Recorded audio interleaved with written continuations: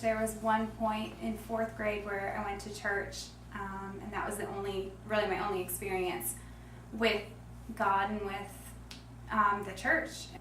Little did I know would be almost 20 years later that I would actually really be saved. Growing up, I just always struggled with fitting in and just knowing my place, and I always just kind of grasped and tried to get accepted however I could. And so that kind of got me in with the wrong crowd. I actually was a really good kid up until about 16, and then I started drinking, I started partying a lot. By the time I was in college, it wasn't good. I look back and that life just now doesn't even seem real.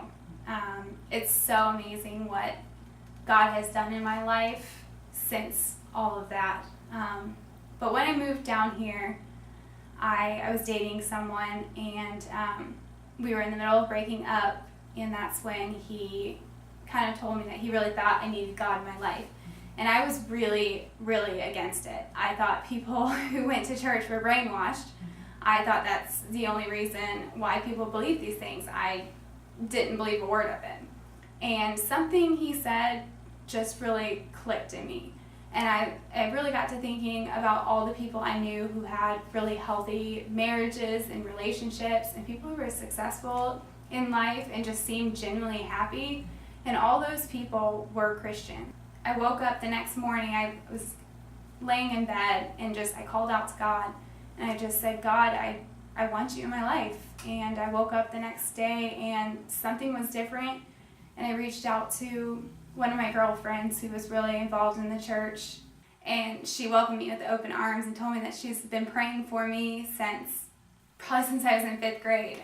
She's been praying.